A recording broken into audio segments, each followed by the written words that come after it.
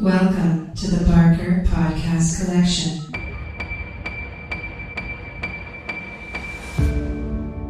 My dad joined Starfleet because he believed in it. I joined on a dare. You joined to see if you could live up to him. You spent all this time trying to be your dad. And now you're wondering what it means to be you.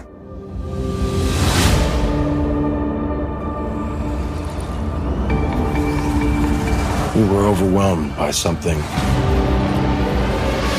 we've never seen before. I know this isn't the last of my crew,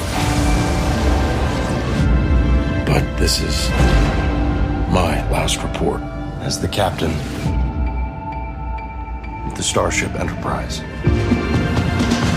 I'm bracing for the pain and I am letting go.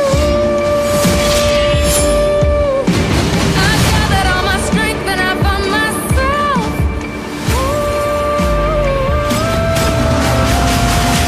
I hit a wall. I thought that I would hurt myself, but I hit a wall. Nothing like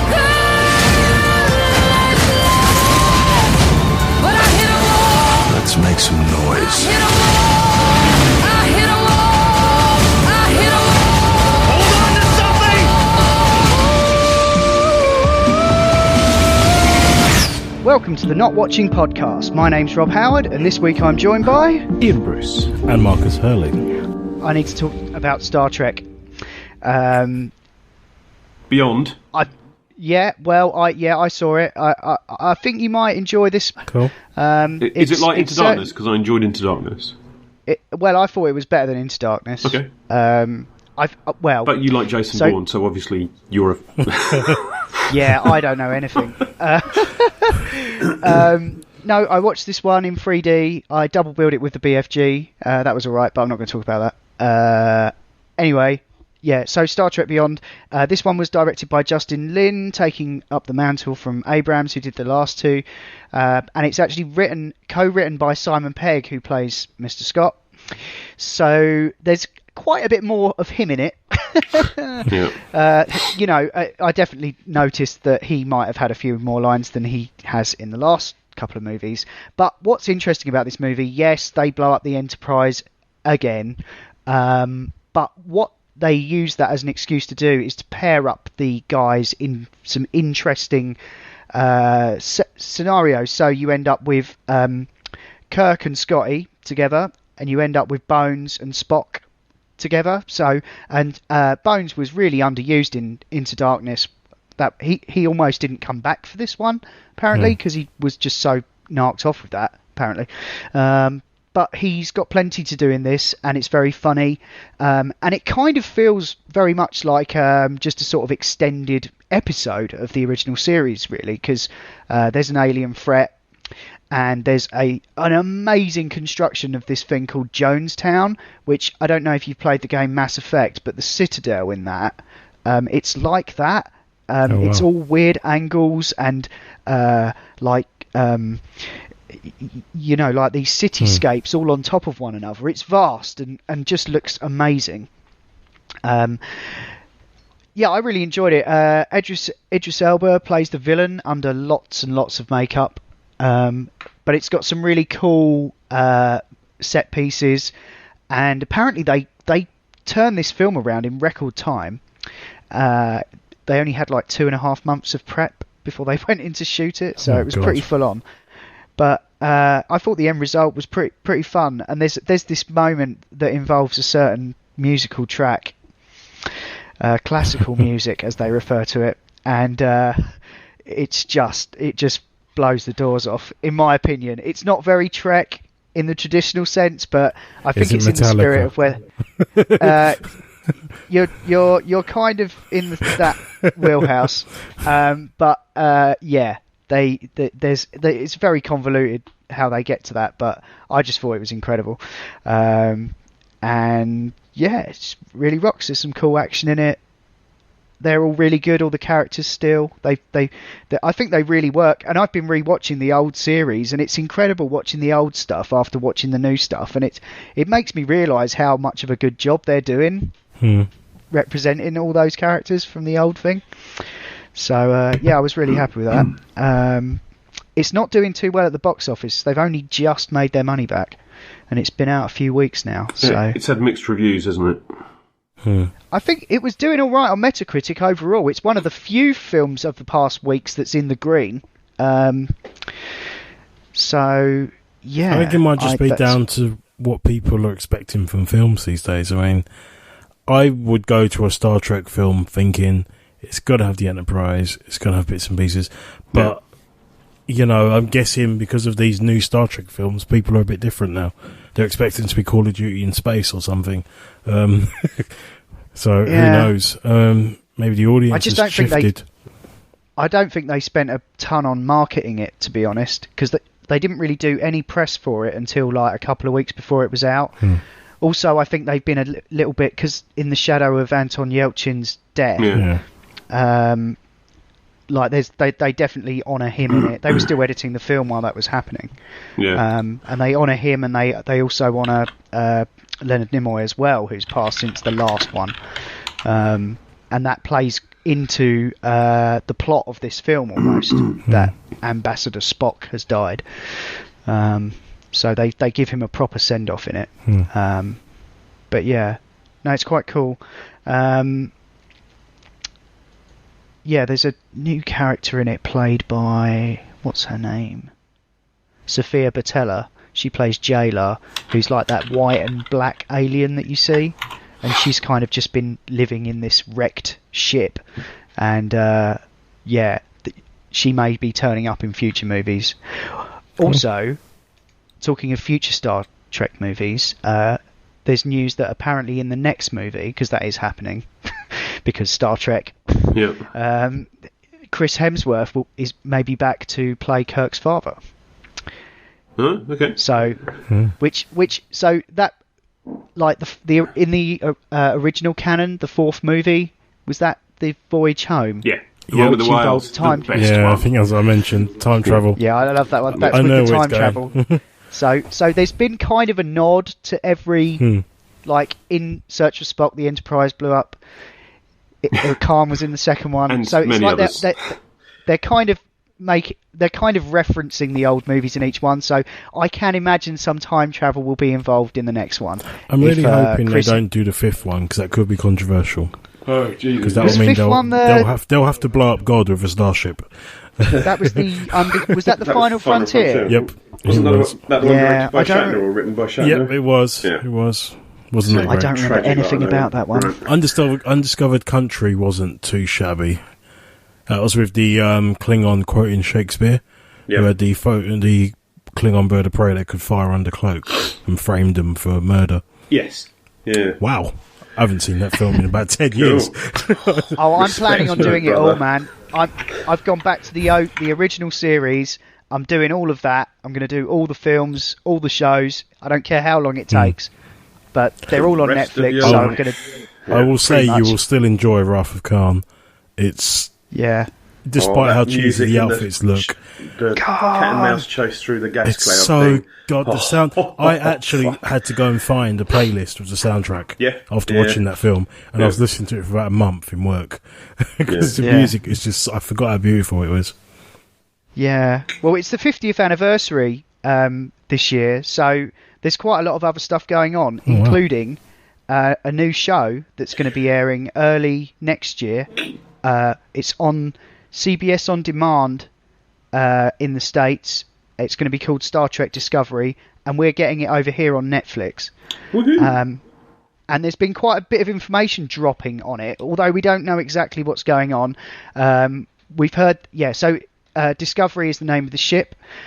Apparently, there was some information today that went out that says it's going to be female captain. It's not a female captain. It's a female lead who will not be the captain. So that's what's interesting about it, is that the way they're framing it is that the captain is not going to be the main player in this in this show. Yeah, which is a bit different, but apparently So it's going to be set. No. Yeah. But it's going to be set before the original series, Yeah. which I was a little bit miffed by. I don't really know if we need that.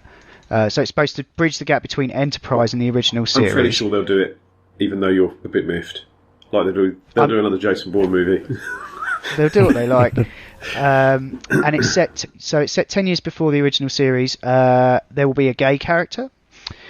There will be a lot of aliens in the crew of the ship, apparently. I did hear rumour that would make no sense if the captain was a Klingon, surely, because actually were enemies. It might do. Because enemies, have weren't you they? seen what the ship looks like?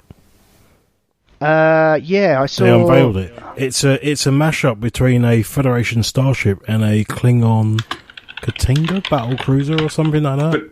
Oh, right. And that would explain why the music as well has hints of Klingon sort of themes and stuff. God, I'm such a Star Trek nerd. Yeah, pretty much. But yeah, no, seriously, the music they play, everything they're almost feeding it to you if you're a diehard Star Trek fan, because it's got a Federation-esque thing, but there's also a Klingon-esque with the way that the music is and stuff. And when you get to the movies, Rob, you'll know what I mean. Whenever the Klingons come on, they have this theme that kicks in, and there's elements of that in there. So when you see it, it is, which is why the ship looks so ropey. Isn't it? It's flatter. Yeah. It's not quite as precariously built. Apparently, it was the original prototype for the Enterprise as well, before they went with the version we all know as well. Oh, okay. All right. So Brian Fuller's going to be in charge of this show, and he apparently, he's done lots of stuff since, but he began as a writer on Deep Space Nine and Voyager, apparently. Since then he's done like Hannibal and a few other bits. So, but he wants to do this like, it's not going to be episode of the week, it's going to be like 13 episode arc. Is it going to be more the Abrams movies style of Star Trek, or more classic next gen DS9 style of Star Trek? I think they're doing it. I think someone involved in DS9 was involved, weren't they? Okay. Well, Brian Fuller used to write for Deep Space Nine. I mean, that doesn't mean that they're not going to go, well, the new ones have just got some stuff and a load of action. Let's do that.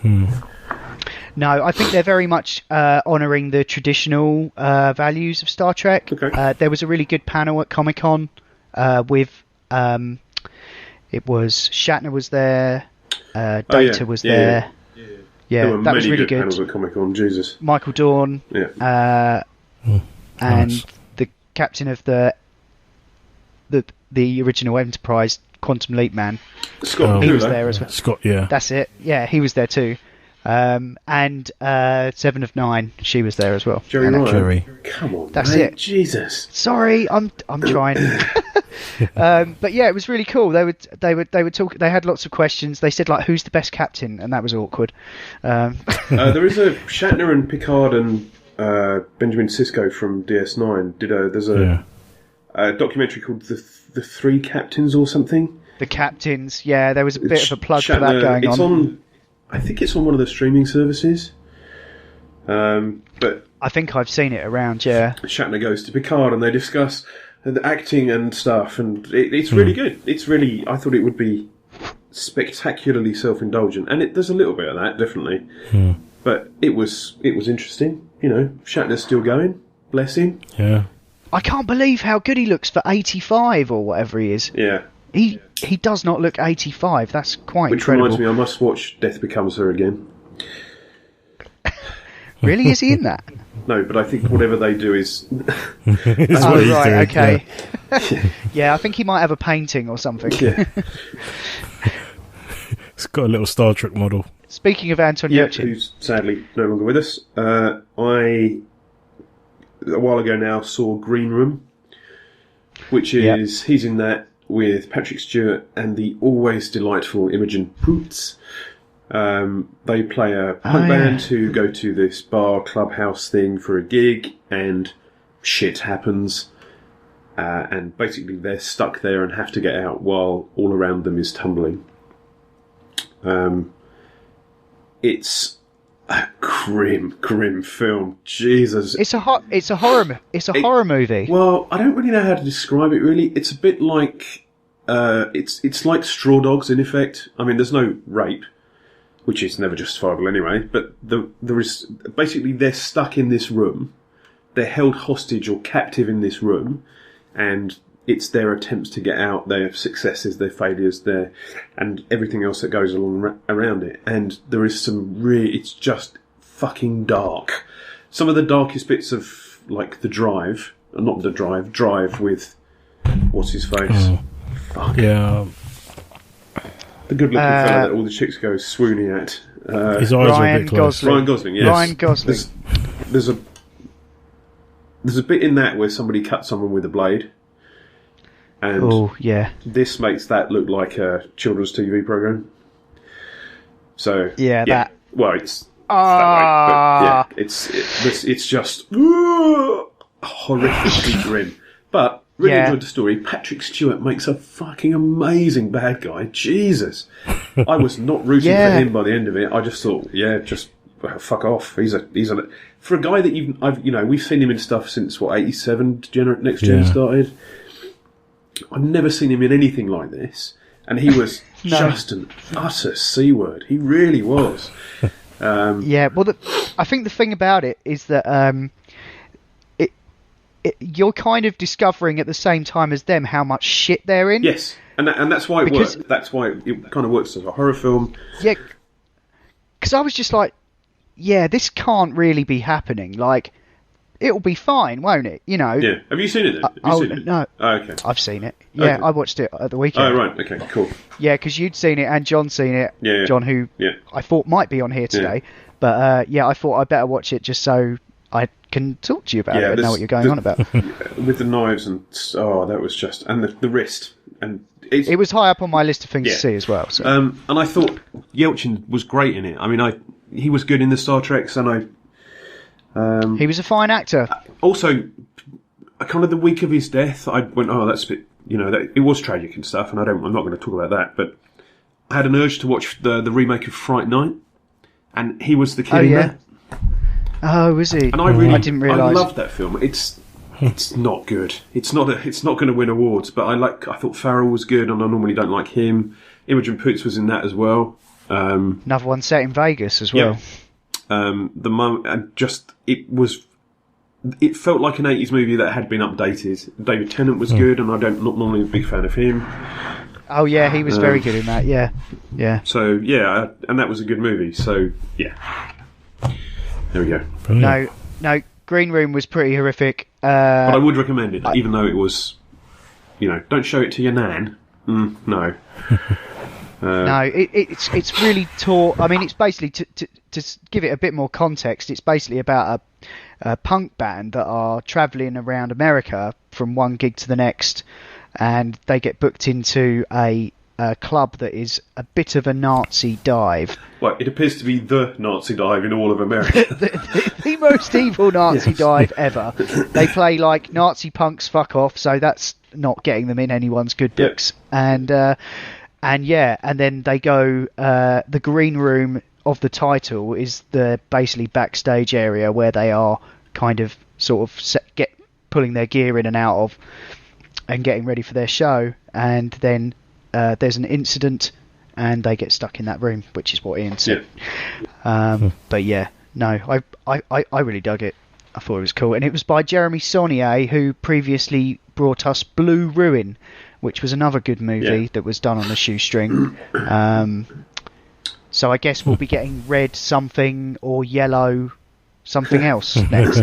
This has been the Not Watching Podcast in partnership with notlistening.co.uk, where you can also hear myself and Ian talk about video games and virtual reality on the Not Playing Podcast, and Adam, Ash and Will talk about all manner of funny things on the Not Listening Podcast. They've actually just released a new episode and are planning on releasing more, so they are actually on the case, but apparently Adam's laptop broke. That's the reason they've been gone for months. Okay. Anyway, you can email us at notwatchingpodcast@gmail.com, or you can tweet out or follow us on Twitter at notwatchingpod. You can find the show notes for this show at notlistening.co.uk, and if you're listening to us on iTunes, please do give us a review. Anyway, that's all for now. Thanks for listening. See ya! Live long and prosper. Oh, Joe. Oh, Joe.